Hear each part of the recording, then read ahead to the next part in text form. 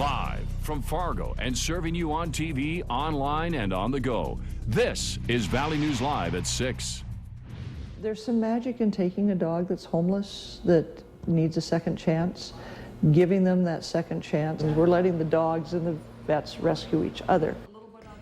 Rescue dogs are saving veterans in Detroit Lakes, Minnesota. The nonprofit Patriot Assistance Dogs gives canines to veterans who have emotional wounds from serving our country. Thanks for joining us on this Veterans Day tonight. The dogs are rescued and trained here in the Valley. It takes months of preparation so they can pass their service test. It costs about $10,000 per dog at no cost to the veterans. Now, the veterans apply for a dog, and once accepted, they come spend a week in Detroit Lakes learning about their service dog, trained to help with nightmares, panic attacks, or social anxiety.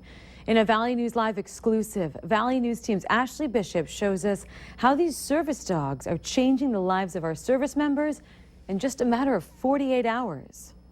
Serving is what set right with me. I'm not a receiver, I'm a giver. This is veteran Unique Long and Bobby Ann.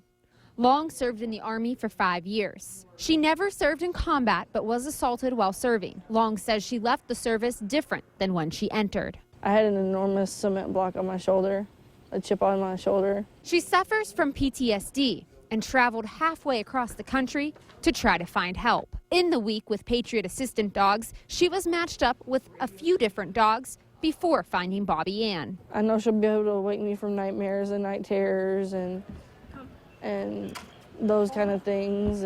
But I think more so anything, it's the companionship of knowing that I have a battle buddy again, somebody that I can fully trust.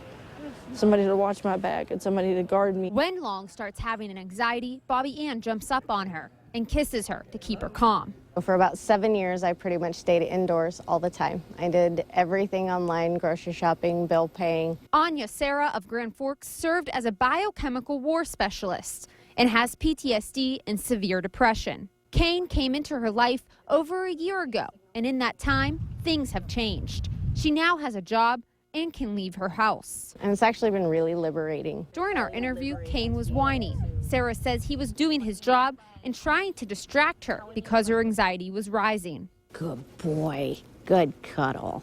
Your dog, they're never gonna judge you. You can cry, you can scream, you can yell, and your dog is always gonna be there for you. As for Long, in just the 2 days with Bobby Ann, she was able to go out to the store during the day and complete a shopping trip. I wouldn't say there's such a thing as normal in this world anymore, but as humanly possible, trying to get back to my everyday abilities and capabilities. I'm definitely excited about that. In Detroit Lakes, Ashley Bishop, Valley News Live. Now, people from 7 different states have found service dogs through Patriot Assistance Dogs. If you're interested in helping or applying for a service dog from this organization, click on this story on valleynewslive.com. I grabbed the same coat today as I wore yesterday. I'll be getting a warmer coat from home in between newscasts. Let's head over to Hutch to see how temps will be tonight. Hutch? Thanks so much, Mike. We have some winds that are picking up, and we do have reduced visibilities here and there across the valley. As we take a gander at the radar, no rain here, but to our south and east, a major storm system bringing heavy rain from the Twin Cities. Through Iowa, we've had numerous tornadoes and severe thunderstorms, snow in portions of Nebraska. For us, we're looking to the west. Snow near Saskatoon will be heading our way overnight, and indeed that heavier jacket will come in handy. Temperatures mid-30s. Gusty winds will make it feel like at times it's in the low 20s and upper teens. Your hour-by-hour forecast does include a chance of snow. On details on that, and then a nice warm-up to talk about as well. All right, thanks so much, Hutch. Ceremonies honoring our veterans were held all across the region today. However, an anonymous donor is honoring at least one veteran in their own very special way. Joe Stroot is his name. A Vietnam vet from Euclid, Minnesota, was given a special thank you for his service that left him speechless. Valley News Team's Neil Carlson shows us what happened. In January of 1968, Joe Stroot was an 18-year-old Crookston High School graduate. He had joined the Army and was serving in Vietnam, operating a bulldozer to clear trails for troops and tanks, when he was hit by a rocket-propelled grenade. Actually, the rocket came out of the jungle, slammed into my dozer, and blew us all into the air. And Strout went on to live his life as a farmer near Euclid, Minnesota. And now, 47 years later, he found an unbelievable card stuck to the windshield of his truck after he walked out of a local grocery store. It was apparently left by an anonymous person who noticed the veteran's license plates on his truck. The card reads, "Thank you for your service to our great country. God bless you and your family." It was signed, "A proud and grateful American." The card also had a $100 bill tucked inside. it kind of makes you speechless. It's above and beyond, you know. It's a very, very grateful person, and I guess, you know, that's the one thing about Veterans Day is that people like this that appreciate what was done. And this Purple Heart veteran says he does not plan on celebrating with his newly acquired $100 bill at the local VFW today. He may have something much more heroic in mind. Well, I like the feeling that it gave me.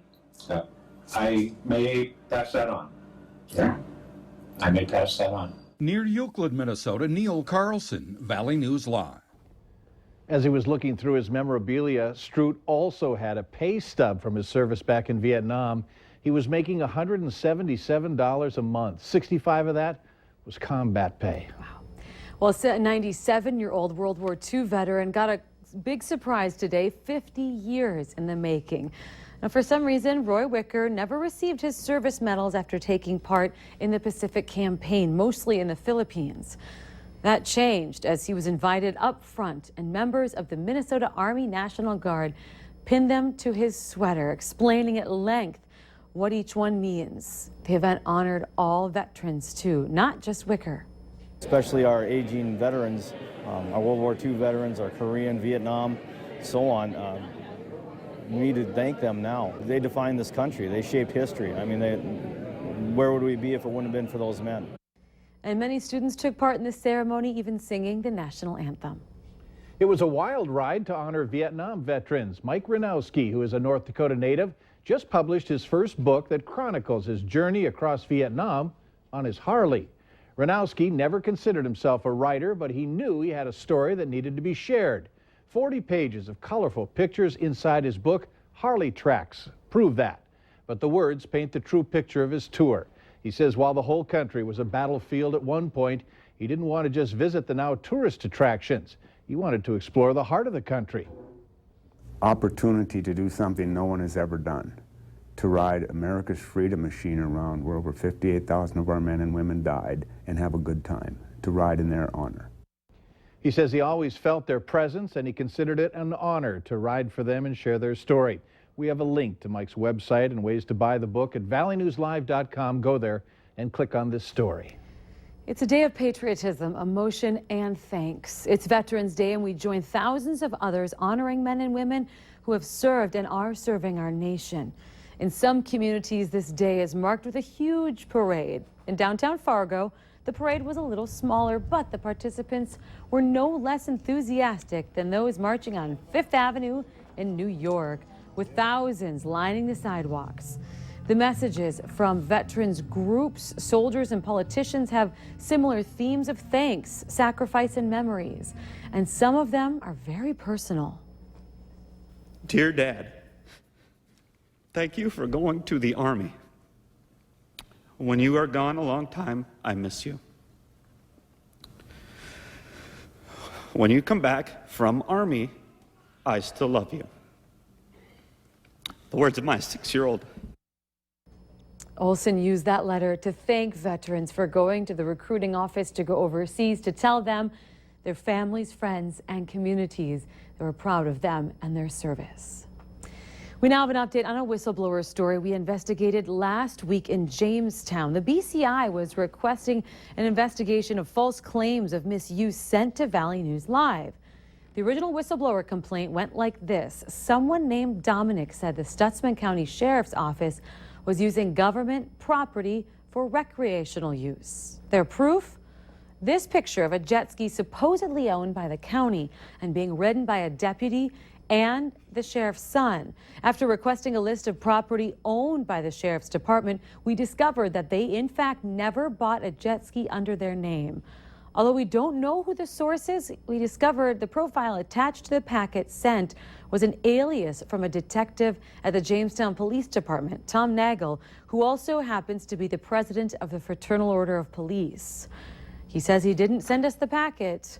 We have confirmed that the North Dakota Game and Fish Department, that the jet ski is owned by Kaiser's brother-in-law, Ryan Hufstall. Certainly a big crowd today for former New York City Mayor Rudy Giuliani. He made a stop in Fargo. You'll hear from him later on Valley News Live at 6. Temperatures reached about average for this time of the year in Fargo and Grand Forks. Record highs only in the 60s. We'll talk about temperatures that do warm up after a chance of snow for some. Details next.